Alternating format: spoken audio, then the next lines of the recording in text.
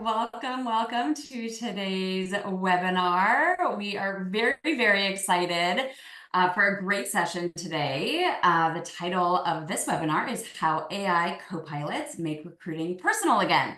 So we're going to dive in to Findem. I'm very, very excited about Findem. When I did the first demo, I immediately thought that this is probably one of the best recruiting tools I've ever seen. I know I'm supposed to be unbiased, but I am a little biased. I'm sorry to say it. So really excited to be here with Karen and Matt today.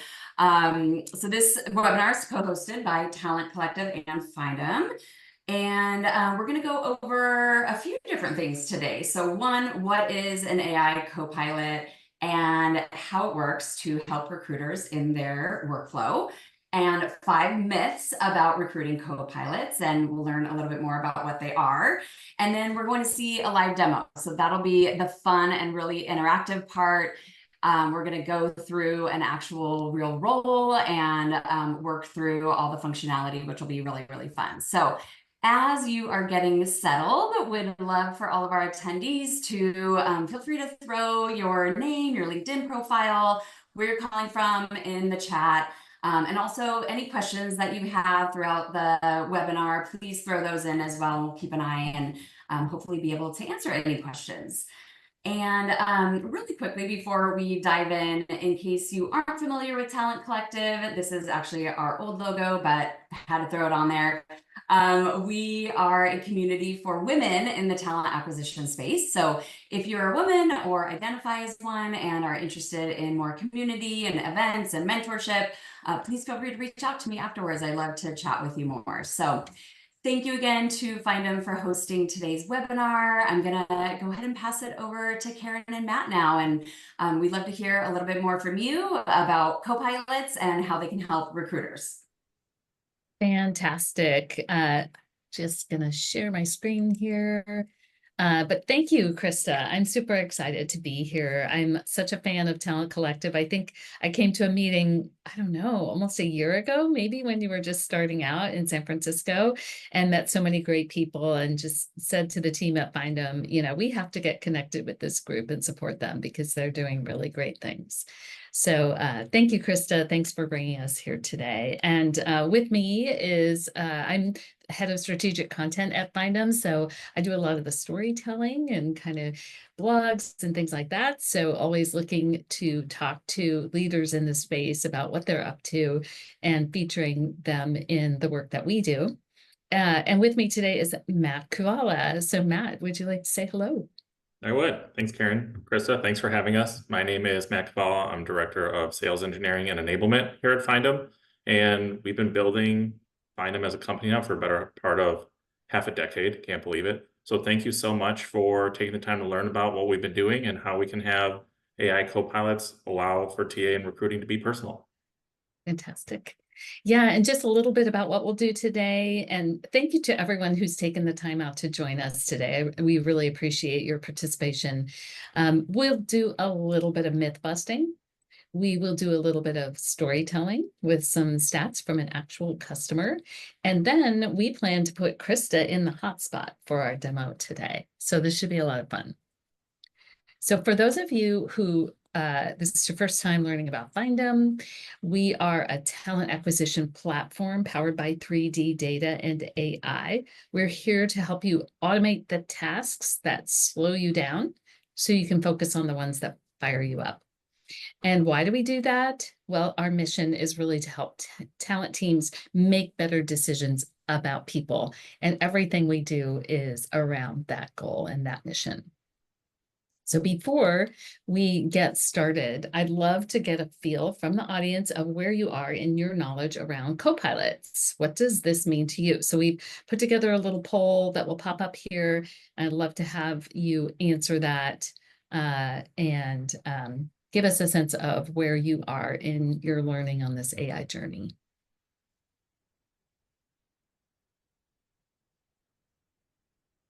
Great.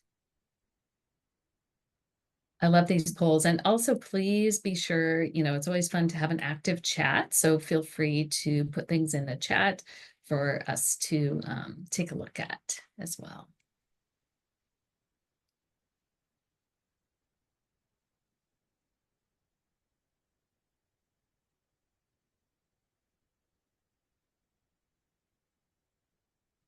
Right, Austin, do we have results? Ooh, all right. A qualified pilot. Well, there are two right answers, right? A qualified pilot who assists or relieves the pilot, but is not in command, which I think is a really key point about co-pilots. They are not the decision makers. You are the decision maker. And then, of course, a great way to get the task started and generate results. Of course, we are seeing, I think with ChatGPT, some people are like, please make the decisions for me. And we don't want to be using copilots for that. And then also we had, an AI companion that will keep you company as you disqualify the volume of inbound applications coming in, because we all know you need some company for that task. So let's get started. Next, I'd just like to share some definitions with you, just kind of so we're all on the same page. I know all this AI stuff has come out really quickly and taken the industry by storm. But really, what is artificial intelligence? I mean, true artificial intelligence is the idea, the theory that a machine can solve problems the way that a brain does. And to be honest, we're really not there yet. And, I don't know, some people think that it's a few years out, but other people feel like there are a lot of constraints that we need to put on that AI before it becomes part of our lives. So there's a lot of debate around this. So what do people really mean? Until a year ago, what they were talking about usually with AI is machine learning. And these are algorithms that are just trained to make those classifications and find information out about the data. But it's really kind of using models and systems that we put in place. And then deep learning took that a step further, kind of being able to classify and quantify really big data sets that didn't have details like this is a title, this is a skill, this is a college. You could just have all that data in one place and use deep learning to find that information out and categorize it. Well, last year, of course, we all know that generative AI came out, and these are transformers that are using deep learning and these other elements of AI, and they're creating new content. That's the generative part that is statistically probable. So this is not factual information, the results of Gen AI, but it's pretty good. Like it's probably what, a lot of people generate information, right? Based on what they know to be true or think to be true.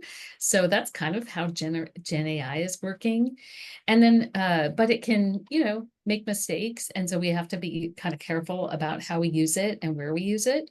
And then Copilot is really kind of taking this a step further and putting that Gen AI into your workflow or into the software that you use. So I know, for example, I use Notion for a lot of project management, and it'll pop up a question for me sometimes and say, hey, would you like to write this type of content? And I'm like, sure. Can you do that outline for me? Help me out. So that's where we are today and what copilots are intended to do.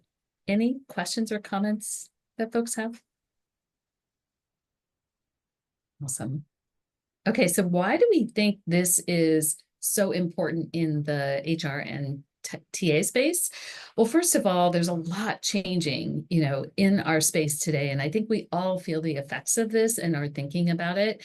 And the first area is around market conditions. There's been a ton of volatility. This is just showing kind of the stock market over the last, I guess I have almost 5 years, 4.5 years there. And it's kind of a crazy time that we've seen. And we all have experienced, I think, the growth and then the contraction, and now maybe things are growing again. So there's a lot of volatility in the market conditions. And then the other condition we want to see here is that really AI arrived, like we talked about with ChatGPT, and HR people were some of the first ones to jump in and start using it. So we've all kind of played around with this and used it in ways individually to make things better. But now the next step is how do we make this more of a collective enterprise across our organization. And that's when you're going to really start getting the productivity improvements. And then that kind of has to do with this automation piece. So it's one thing to be able to sort of generate that content, but it's another thing to be able to automate some processes, some things that take you a lot of time, all those pieces that you do the same way every time, but you have to do them each time. Hey, let's automate that. And that's where I think we're starting to see some really great tools showing up in the marketplace. All right. So what might be holding talent teams back? Well, first of all, with AI is only as good as the data that goes into it. And so what we are seeing, and I just ask folks, how many of you have too many inbound applications to review? That is a huge problem that we're hearing from so many people. And what we see is that with AI now being used by everybody, like, you can just say, tailor my resume to this job when you see that job pop up in LinkedIn today.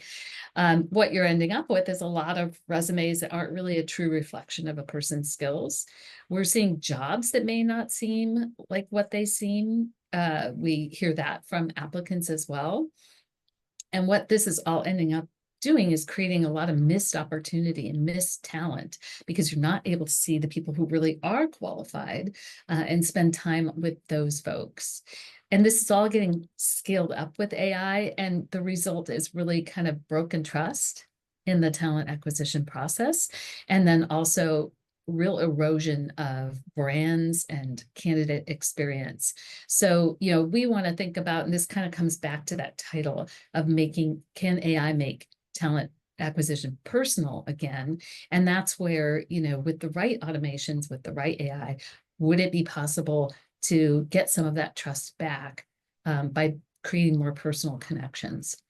And Krista, when we were going over the slides before, talked about, the ATS and how it's just, we lose talent there, right? Like, you've talked to this person and you actually have to go back to LinkedIn to find them, because you just can't even track down and find them again in your ATS. And so I think that's a real problem that we're hearing back from companies, is that, like, you've done all this effort to find this great talent and nurture them, but you can't seem to tap into it again when that job opens up. So let's solve that problem. And then finally, the piece I think that's also we all want to keep in mind is that this sort of scaling up with people had really, heartbreaking effects in the last couple of years, right? Because we saw a lot of people really grow and build great talent teams and then lose great people. And so we want to grow to a more steady state where people are really able to excel and be their best at work and not have to worry about this growing up and down and instability. So that's what we all kind of want to get to, I think. All right, so how is Findem helping with this? So we use something called 3D data, and this is at the basis of our platform, and it provides a more holistic view of talent. So what you see on the left is what you get with a resume or a profile. It's really 1D data, it's self-reported, it's really limited, and as we know now, it's also being tailored in ways that don't really tell you, who a person is or what they've done. Where with Findem, we're taking company data and person data, and we're applying time to that. So we can not only see that someone is a software engineer at Google or has that experience, we can see that they were a software engineer at Google when it was a 500-person company. So it's a really radically different piece of information. We can see that someone was at, a CMO was at a company during a period of rapid growth and through an IPO versus, they've been a CMO at a company. So that's a really different approach to the information, and we make it searchable, and then we automate that. So back to those challenges that we had before, we don't have the information. Now we've got the information. We can't find those people in our channels. we've made it really searchable and easy to find across those channels. And then finally, we're able to automate so much of that process that then the talent folks can really focus on that human experience and talking to folks, which is what they want to do, right? All right. Oh, we're into our myths. Wait, I think we were going to have to speed through these a little bit, but everybody good?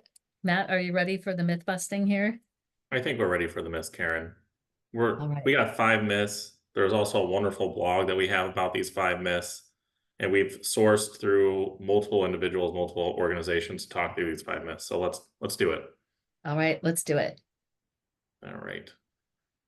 So myth Okay. number 1, Karen. This is an interesting one that I kind of want your take on a little bit, right? I mean, every time we talk about AI, artificial intelligence, always comes up of Copilot's just here to take my job. Is that true or not true? Just tell us what as you see fit. Yeah, I mean, this is a scary one, right? I'm a writer. So you can imagine, like, when I started to see ChatGPT, I thought, wait a minute, is this going to take my job? But the truth is that copilots are AI assistants, like we talked about. They're not flying the plane. They need human oversight. So I think recruiters really won't be replaced by AI, but they might be replaced by people who learn how to use it really effectively and do their job better. So it's something that, they're not going to be decision makers. And, ultimately humans hire humans, but probably to be a recruiter in the future, you are going to have to understand how to use AI to make you more productive. Mm-hmm. All right. So myth number 2. Let's see. So on this one, copilots are for newbies. So when we launched Findem's Copilot, I'd be curious, Matt, you were looking at a lot of the data.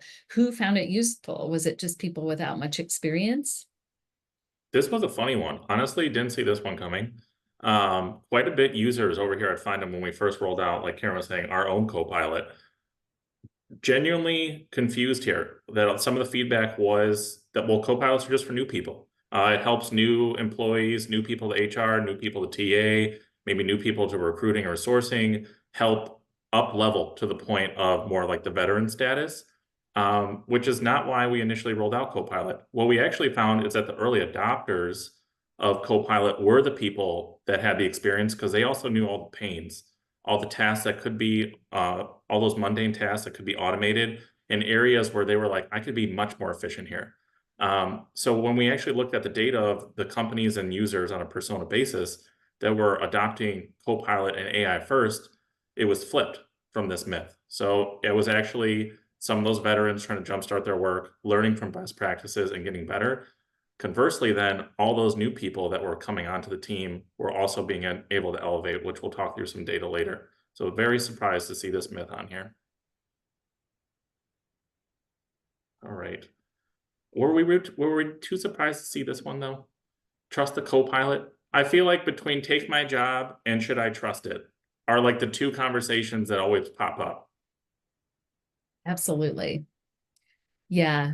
I think we've all heard about this hallucination problem. And just for those of you who haven't, again, the generative AI is creating information. So it might sort of get started down the wrong path, and then it keeps creating. So you really do have to make sure you're using the right data and the right guardrails so that to eliminate that hallucination problem. And so copilots can really help you focus on the understanding of intent. So at Findem, where we use AI and Gen AI, is really an understanding what you're looking for, because you can always modify that. Like you'll know, oh, that's not what I wanted. I wanted something else. So you can refine and tell the Gen AI, like, hey, that wasn't the path I wanted you to go down. So we don't use it to make assumptions about people's experience. We create factual data about people's experience. So the 3D data that we talked about before is factual data. So we know that, Krista was one of the founders of Talent Collective. And so we know she's a founder, right? We didn't make up that she's a founder. We know that because of the time, the title, and pulling all those pieces of data together. Ultimately, with Copilots and AI in general, you do need enough information to be able to trust it and trust your gut when you think that something might be amiss. Yeah, and Karen, before we go on to myth 4, maybe I think anecdotally, I've never spoken to more legal teams in the last 6 to 8 months over trusting the Copilot, which is fair, very due diligence. A lot of individuals that are either adapting or implementing some type of AI solution, whether it be Copilot or some efficiency workflow or automation, tapping in legal now, very helpful. Regardless of Findem, make sure doing our own due diligence, our own research, go to the company or the vendor's website. How do they use AI responsibly? Ask all these insightful questions. If anyone would like to follow up with Karen and I on like some of the most common questions that we get when people are evaluating solutions, more than happy to provide, but very, very important piece when it comes to the myth. Absolutely. And on our website, we have a whole section of our website called Why Findem, where we really tackle each of these topics around compliance, responsible use, even DEI and diversity data. So that's a really great place to check it out. And, every vendor you consider should have some content and information around these things, so you can trust them. Myth 4. This one is interesting. I mean, this is one I heard from Matt a lot, in terms of, you talk to a lot of TA leaders at companies and they may have bought AI in the past, but, and they're being directed now to start using AI. Like the leadership is like, hey, you should be more productive. Where's AI in your strategy? So how are you going to use it to increase efficiency and reduce costs? What have you been hearing here, Matt? Yeah, this is probably one of the more myths that I'm fascinated about, because 2023, I'm sure a lot of the attendees here today have heard the phrase was the year of efficiency. So many companies and organizations were pushing to implement some degree of artificial intelligence. However, going back, I believe it was slide 4, Karen showed there were 6 different definitions, all under the umbrella of artificial intelligence. And moving forward, I think it's fair to say, hopefully no one holds me to it, that 98 to 99% of some tool will have a degree of AI in it. Seeing it more and more every day, where there's updates to even the tech stack that we use, where AI is being implemented. And it's not necessarily a matter of, did you implement AI, but did you implement the correct AI? Did the AI that you implement solve the business challenge that you had? And candidly, we did have some organizations that, purchased a Copilot, implemented AI in 2023, and they're like, oh my gosh, we're nowhere close as an organization to actually implement this. Like, we still got to overcome the trust. I got to overcome the workflows. I got to have actually baked out processes when it comes to Copilot, because sometimes then, if we do have some of those individuals that are like, well, I just don't fully trust the system yet, so I'm going to review all the matches that Copilot's sending me. Well, then we're just back to where we were doing before. So sometimes, even though you implement AI, it can lead to some inefficiencies down the road if we as a person, as a leadership team, and as an organization aren't quite ready for Copilot or AI. So it's always helpful to fully fluff out what it is that we're trying to solve for, what is the correct AI or process to get there, and then actually build out and implement through change management and adoption. Yeah, this one is the, where the rubber hits the road, where it becomes more than just a single individual tool, but an organizational tool that really brings about that transformation. Mm-hmm. I think we would be remiss if we didn't mention anything. Here we are. We had our title slide up today was making recruiting personal. So how could we not discuss a myth about Copilots and AI making recruiting impersonal? So Karen, I know you're a content writer, you write a lot, you listen to a lot, you're attending a lot of webinars. What have you heard when it comes to Copilots and making things impersonal? Yeah, it was so interesting. Last year, I was on the advisory board for Future of TA survey from HR.com. And I was so struck because they said, what's the primary concern about AI? And 53% of leaders said that it would make recruiting impersonal. And then the very next question was, what do you see as the top benefit of AI? And 56% said the top benefit was that it would make recruiting more personal. So there's overlap even between the people who said, and by the way, this was the number one concern and the number one benefit.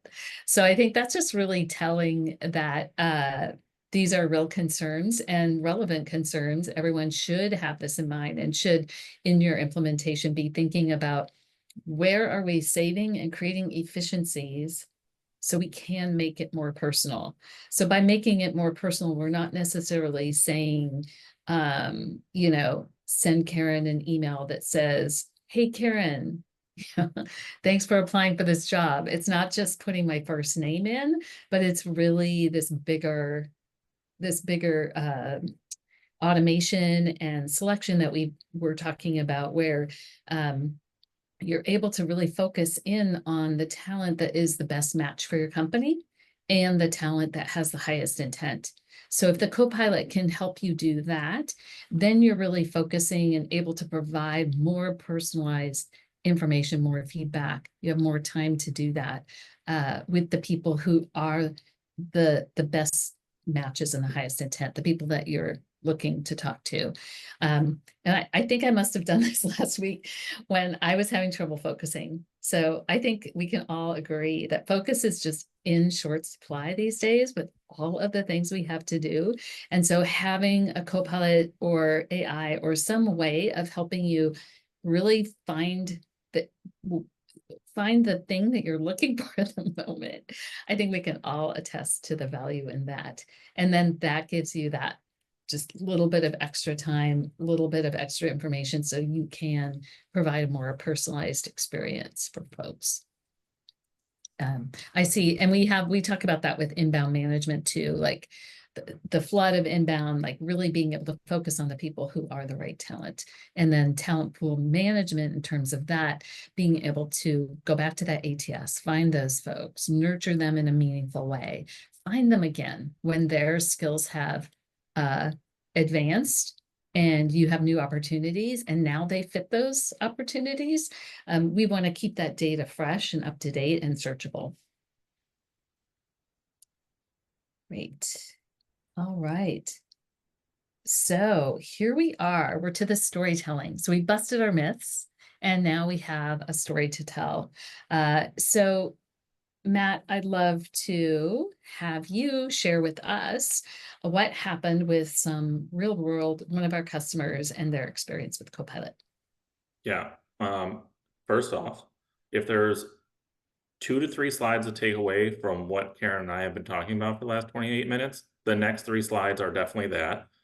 We're assuming that everyone on this call at this point is at least comfortable with the 5 myths that we walked through.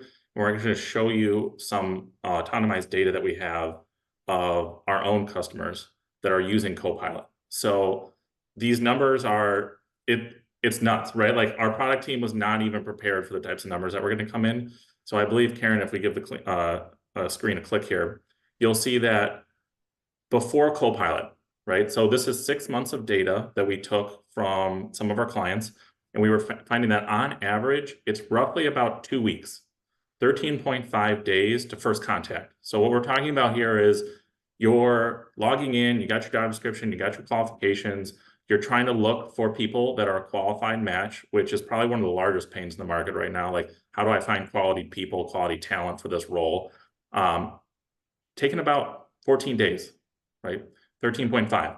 So even by the time you connected with the hiring manager, got the feedback, outreach, we're already at half a month. Then you can see in the pie diagram where we're actually going to find this talent. So 85% is all in the external. And this is exactly why these clients purchased Copilot, because we had TA leaders coming to us and saying, hey, listen, we're not even getting off the ground for the first half a month. And we're just keep going into the same channel over and over and over and expecting different results.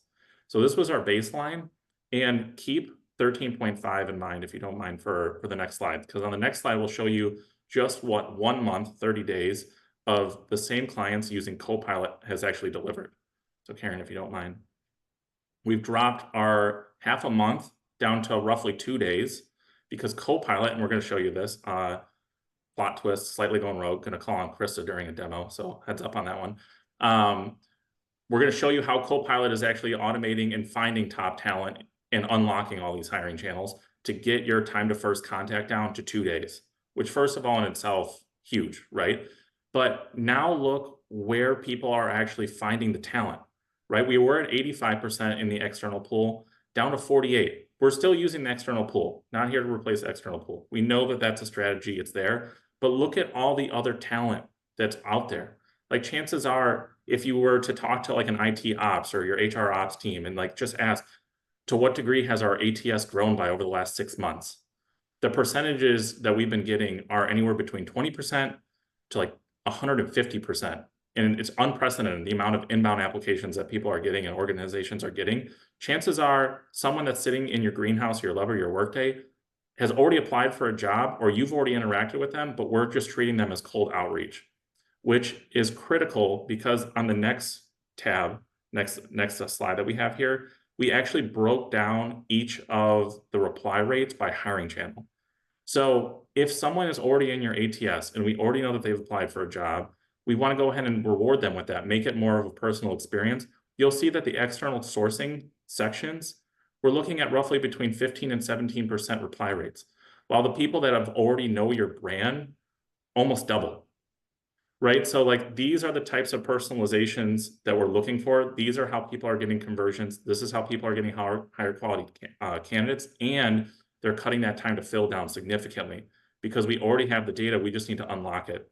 So this is exactly what Copilot's doing, and that we'll also walk through. But Karen, I don't know if there was anything else that you wanted to share on here. It's definitely a really powerful story to see what people are doing once they overcome some of those myths.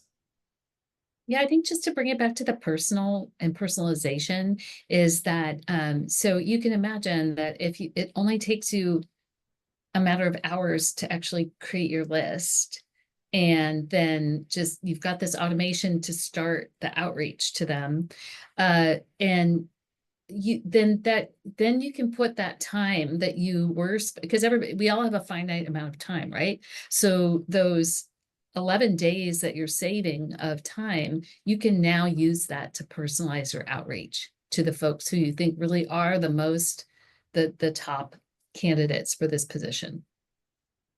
Mm-hmm. I think my last question is, how does it work? What is Copilot doing? Let's see this in action. Let's put Krista on the hot seat. I'm going to go on. Let you all run this here. It's going to be fun. It will. All right.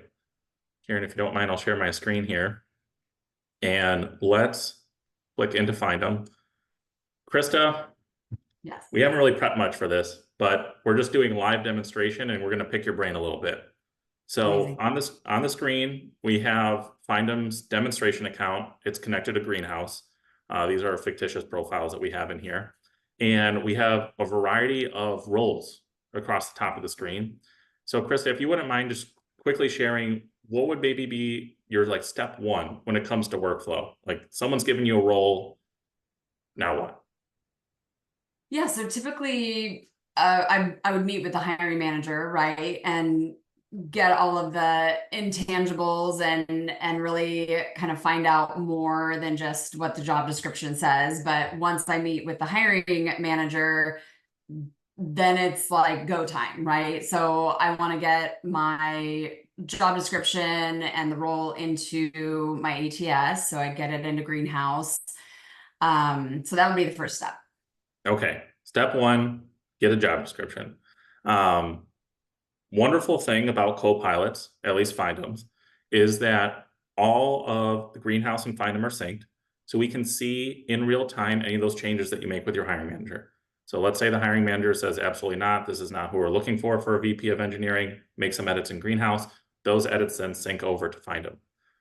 Cool part is, and the benefit is that because we have Copilot, Copilot is already going out and trying to pre-verify and find candidates that align to this job description before we even hit start. So this is like your batter's box, right? We're about to go in the playoffs here for baseball. This is your batter's box. We have 8 different roles that are all spinning in the background, waiting for Chris to hit start. And then Findem is going to quickly find the talent. So if you're ready, we'll dive in and figure out who Copilot has found. Let's do it. Okay. I think maybe potentially out of all the channels that we were talking about, right? We were talking about inbound, ATS, some external, I think like alumni and boomerang were on some of that data slides. Where would probably be your highest probability channel that you'd want to go to first? So we got your job description. Who do we want to look for? Who do we want to find in which channels? Well, I don't know if this exactly answers your question, but typically, let's say without Copilot or without Findem, what I would do is, get, let's say, a job posting out there. And then I would at least have to wait overnight to start getting applications in. And then in addition to that, and like now we're seeing 1,000 applications overnight. So like I would be very overwhelmed the next day and probably think, I don't even want to go through these because how am I going to find the 3 people out of this 1,000 that are actually going to be a fit for the role? So I'd probably just start sourcing, which of course then takes a lot of time. So that's kind of like what would happen next in my workflow. I don't know if I answered your question. Strangely, yes, we're good. Karen, In a roundabout way. pushing the hot seat right now. She is absolutely on it right now. We tossed her in here and she's thriving. I know, I love it. Yeah. So what Copilot has automatically done while we've been talking here is it's gone through each of the hiring channels. The inbound applicants, people in Greenhouse, internal employees that are currently working for Findem, our CRM, employee connections, alumni, and then there's this like cold outreach section that we can go to. They don't even know who we are, right? But to Chris's point, we just posted this job last night. We have over 130 candidates that have applied, right? So who are they? So what we're doing here is within the inbound applicants tab, and you'll see all the additional tabs broken out up top, is we have our 135 people that applied overnight. And this is what we're typically seeing, at least in the Findem client book. Roughly 2 to 5% of the people that inbound applied are what we would consider quality, right? So we have this job match filter, and we're looking for people that are high priority candidates. But just because you're not a high priority candidate doesn't mean that you shouldn't receive an email from me. Like, I want you to know, I saw your profile, like I've looked at it. I'm just saying you're probably not a best fit for this VP of engineering role, but maybe there's something that we can move you to in the future. That's where this ATS tab comes in, right? So I would just like to bulk move them and send an email to them and saying like, thank you so much for taking the time to apply. Would love to follow up with you in the future. But I really want to focus on those 3 to 4 people that already came in that were quality talent, right? So like, just from Krista, from like a time saving perspective, I can't even imagine going through 135 after 24 hours, but let alone, what if we waited like a week? We're talking like thousands of candidates. Absolutely. Yeah, I think this is just right off the bat huge, just to be able to filter out like, okay, who immediately are just like not a fit at all, and get those out of this application pool. And then, like you said, it's a lot easier to identify just the cream of the crop there. Yeah, I think probably then we've identified our inbound applicants. We keep talking about this word about automation, Copilot. Internally at Findem, we keep using the term transformation. We should probably maybe address what the Copilot tab is actually doing then, right? So because Krista has experience, you have a workflow that's been built out. You can obviously use this. This is how some of our veteran users are leveraging Copilot, is they're adopting and adapting what they've learned after years of experience into Findem. What Copilot is doing is going into each one of these channels, and it's identifying who is the highest quality candidate based on what was pulled in from the job description, which you can completely edit over here on the side. And then we'll update in real time and try to find new people. And it's looking for the highest probability of candidate that will convert. So how does Copilot doing that? it's going from warmest to coldest. So chances are, if Krista posts a job and I've inbound applied for that job and I'm a quality match, like you're already signaling that you want this job.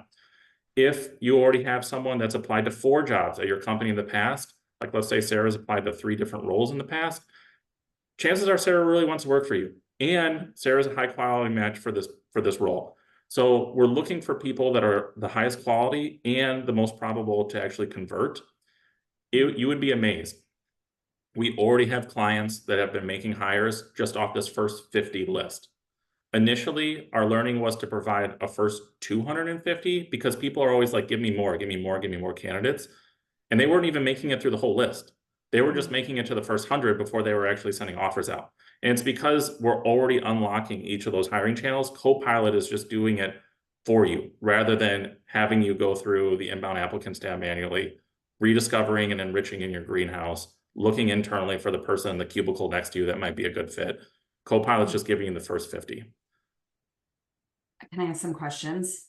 All right. Krista, how can I not reciprocate? I've just thrown you into the hot seat. Absolutely, you can ask some questions. I have so many questions. This is amazing. Okay, so first of all, what does the verified mean, the purple verified? Absolutely. So this is unique to Findem. I don't believe I've seen another vendor doing this yet. And that is Findem with the verified stamp is saying that we are guaranteeing that this contact information is the most up to date. You will not receive a bounce back, and all the work experience is also up to date. So we are actually putting our stamp of trust on any profile that says verified. Well, this is huge because even if Sarah applied, 2 or 3 years ago, chances are she's probably going to have a new job or have left that job and moved on. I know, in the past, all the ATS data just goes stale so quickly, right? Because it's like they're just fields that are just like static. So love that. And then the contact information is always a pain point. There have been, tools that I've used in the past where it's like half of the email addresses that I'm getting are incorrect, or I get bounce backs, or there just is no email address or phone number. So love that you're getting, just really, really up-to-date data on that. So amazing. Thank you. Yeah, I think you're spot on. According to our demo environment, Sarah applied for a job 90 days ago. Wasn't a good fit. Might be a better fit for this role right here. But that's also the importance. There's 2 really important distinctions, and that is what Copilot's doing with the ATS connection, right? So because we already know who Krista was looking for, we're already going out looking for the most up-to-date contact information. We're just waiting for you to hit start, right? So we already knew that you were looking for people like Sarah. So we just want to go ahead and make sure that they're updated. The second is what Karen mentioned before, and this is candidly one of the most difficult messages to get across, not even just for Findem, if we want to take our Findem hat off for a second, but just data providers in general. And that is that not all AI is created equal. It does really matter what data is feeding it, what data is feeding the model, how they're training the model, how it's going in here. Findem started what we consider our proprietary data lake over 5 years ago, and we've been refining it ever since, right? They're our own proprietary deep learning models. If anyone has any questions on that, more than happy to take that on a separate conversation. But that is exactly how we're able to start increasing the quality of these searches, right? Because not only do we know the historical know-hows of Sarah, we also have a LinkedIn up top. Looks like we got a ResearchGate, we got a GitHub, we're going out on the internet, we're triangulating who these people are. On the left-hand side, this is stuff that, Chris, I'm sure you've seen on LinkedIn, right? Like work experience. Down below here, we'll also get a lot of work experience. They're just crushing it. Educations, skills, publications that we found about them, and then any patents, right? So this would be super helpful. You'll also get connections of who knows this person. So whether we want to increase that response rate, hey, Sarah, you know Nate, I know Nate, let's talk. Or you want to do some back channeling, Nate, Amy, is Sarah okay? Like, about to make an offer out. Is this someone that we should trust? But what you'll find on the right-hand side are all proprietary to Findem. So insights at a glance, we're using our own AI to read between the lines of the job description. It looks like Sarah, for an example, has been at the company for 2 years. maybe that's helpful. Maybe it's not helpful. Maybe if I see someone that's been at the company for only a year, I don't want them. Like the chances of them going to move after 12 months might be pretty low, but they do have startup experience. So that's nice. Looks like they've applied in the past. I know exactly why they're a fit or not a fit for specific areas. And we have a direct integration with ChatGPT. So for an example, if you would like to, like, how does this candidate match my search is a really popular one. But I can also ask things like, tell me more about like Salesforce, right? Like I have no clue who Salesforce is. It looks like currently working at Salesforce. You can ask any general language prompts in here and it will feed back so you can actually communicate with AI. And then all of this is being fed through our own database, right? So I show it, Chris, it's always tough because I show this area not to show data itself, but hopefully it provokes people looking at these searches to be like, what type of searches could I actually do to increase quality? For an example, if I wanted to find someone that's like good people in bad places, Karen, what the heck does that mean really? I have no clue what that really means. What I can quantify that to mean though, is that in the past, this candidate worked at a scaling organization and currently they're at a shrinking company and they've been there for over 2 years, right? Like that would be not Sarah. Sarah has been crushing it at Salesforce, right? Employee count and revenue. You'll be able to then have these custom queries so that when you go to your hiring manager, it's like, I have a specific strategy for good people in bad places. I have a specific strategy for people that are already in greenhouse. I already have 135 candidates that have inbound applied. Between these 3 strategies, I should be much further along. And if they don't work, I have an entire pool of 2,000 candidates who we haven't even talked to. Wow. Okay, so more questions. Can you scroll back up on the right side? Oh, yeah. The like proprietary part that you talked about in so the insights at a glance. So does that directly tie to the far left column where you're building your search? Like, for example, if like there's like must-haves versus nice-to-haves always in a role. So like, let's say a must-have is that the candidate has scaled the company from like Series A to Series C or something like that. And you like, that has to be present in the candidate. Do those two tie together or how do those insights come about?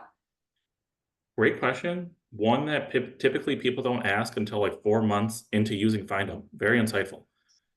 So we threw out some other keywords in there. So you're referring to some must-haves, nice-to-haves. Nice to have, put people towards the top that have these. Must-have, don't show me anyone that doesn't have exactly what I'm looking for in here. You're also referring to some custom, what we consider Findem magics. So for an example, if I want like org structures, so reporting levels, don't show me a title, just only give me heads of marketing that have been 2 reporting levels from a CEO, for an example.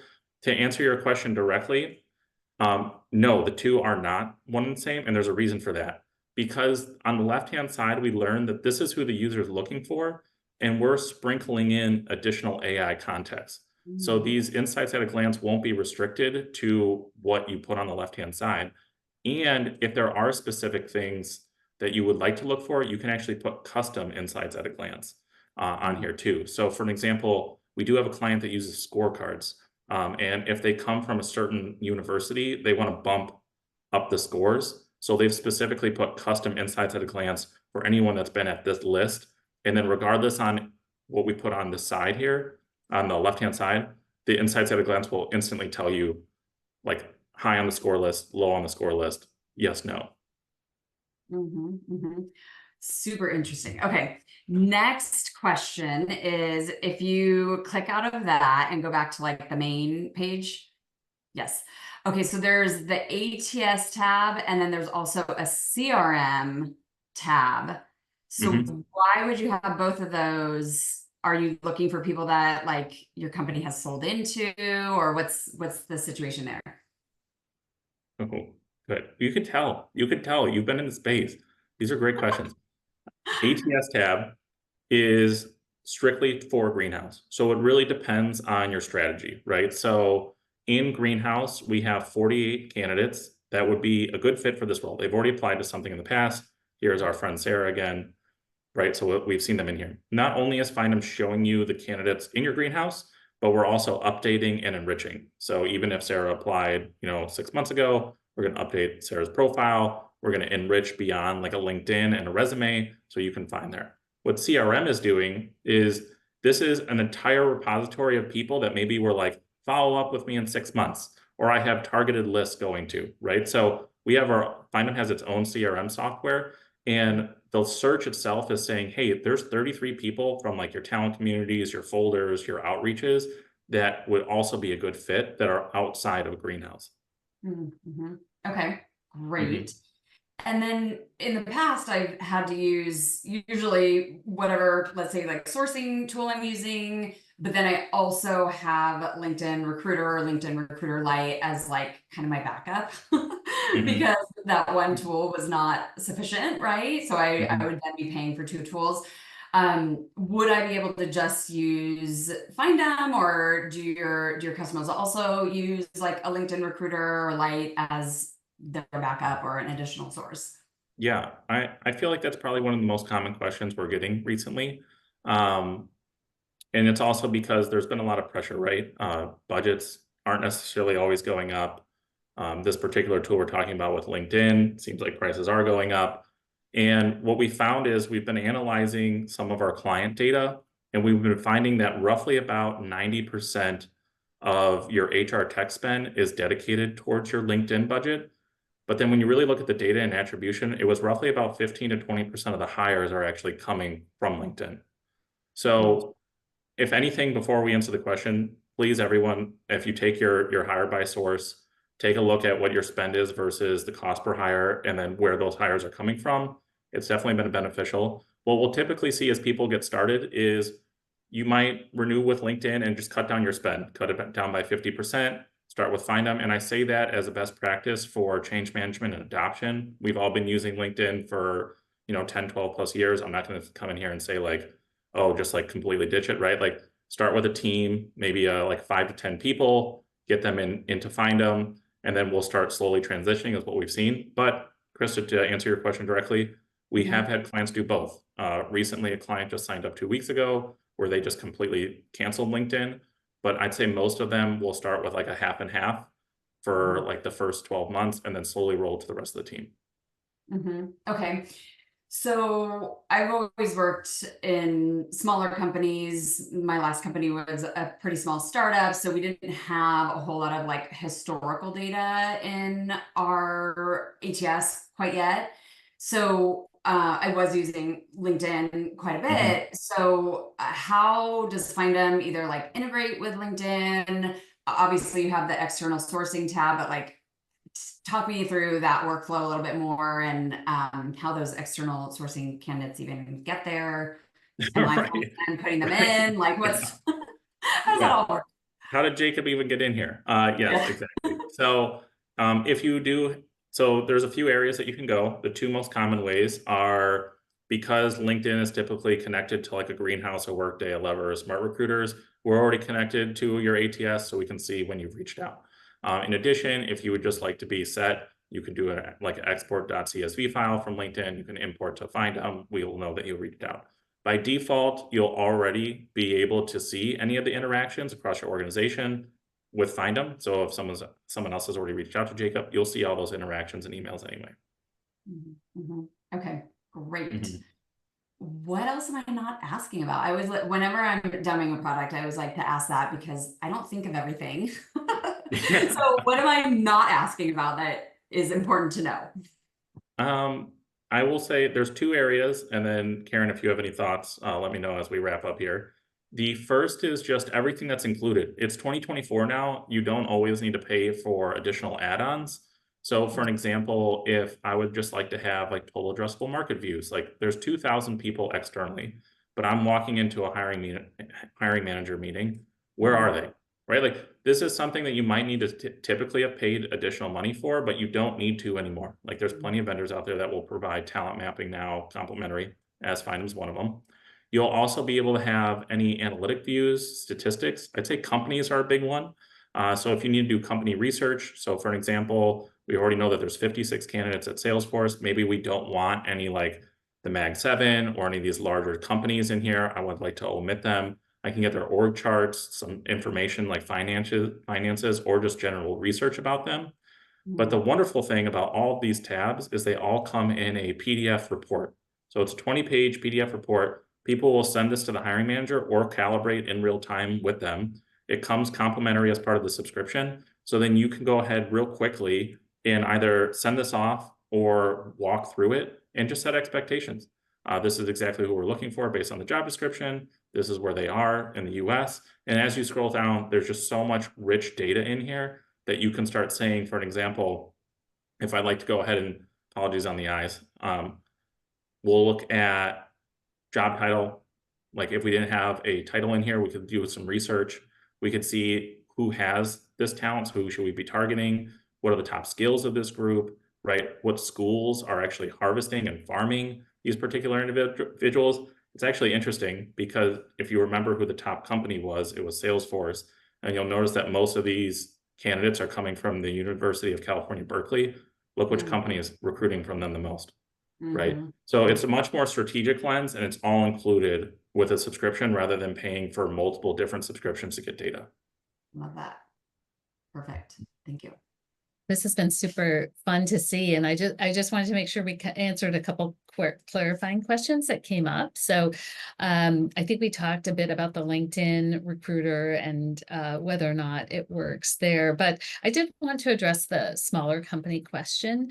And I would say that, you know, the Findem's real differentiator is that 3D data, and that the basis for the work that we're doing at the moment, what works best with the companies that we've found the most success with are these larger companies that have an ATS and have a certain number of projects that they're working on per year. But don't worry, Findem is coming for all. So we announced yesterday a new partnership with Paychex. And so Paychex customers now have access to the Paychex recruiting Copilot, which is built in partnership with Findem.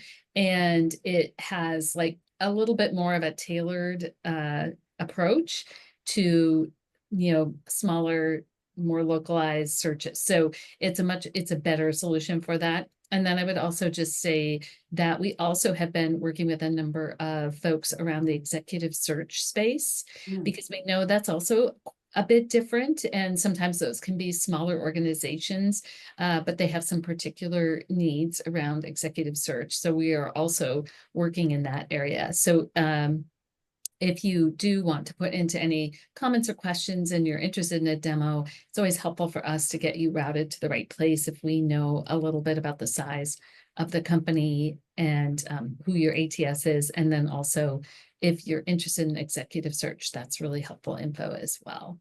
That's and great. I do have one last thing. I just wanted to note that the stats that Matt showed, so those are part of our new package that's built into the Findem product. So it's kind of nice because you can actually see what's happening. Like it's a consolidated, it's pulling all the data from all your channels and it's giving you a single number, right? What's the contact, time to contact? Imagine getting that number today. If you have those multiple channels, you'd have to like figure out across all of them, pull all that data, you know, you just wouldn't do it. Yeah. It's real time and it's available. So I think that's a real game changer as well. It is, yeah. Data is, I mean, it has been important for the last few years, but it's just becoming more and more important. And companies that are lean, it's harder and harder to get it and to get good data. So yeah, this sounds amazing. Yeah, Krista, thank you. Yeah. Threw you in the hot seat, did wonderful. I think there's probably going to be a future event where you throw Karen and I on the hot seat. I hope we perform equally as well. We'll have to do it. Yeah, just we'd encourage all of you to come to our website and request a demo. I think we're going to pop up a poll here so you can tell us right now if you'd be interested in that. And then here are a couple QR codes. You know, we'd love for you to follow us on LinkedIn. That's how you can stay up to date on announcements like the Paychex announcement that we just had. Also, a lot of this content comes from our website, blogs, as well as our ebook that we put together on AI and recruiting. So just wanted to share these with you. Thank you, Krista. Exciting. Yeah, well, thank you. Another huge thank you to Karen and Matt for showing us the product and going over those myths today. I know I learned a ton, and I hope everyone here can see why I think this is one of the best recruiting tools on the market after today. I can't wait for my next recruiting gig because I definitely need to be using Findem. But we wanted to, again, thank Findem for this. This has been an amazing time. Feel free to connect with Matt and Karen. And yeah, just a couple of quick things that Talent Collective actually has coming up soon. Tomorrow, we have a great fireside chat about supporting working parents. So hopefully people can come to that. We have 3 really amazing panelists. Some other topics that we have coming up are on like immigration and visas. Tons going on with AI. So would love to see everybody at our next event. And I hope everyone has a really good rest of your day. Bye. Thank you, Krista. Thank you, everyone. Bye.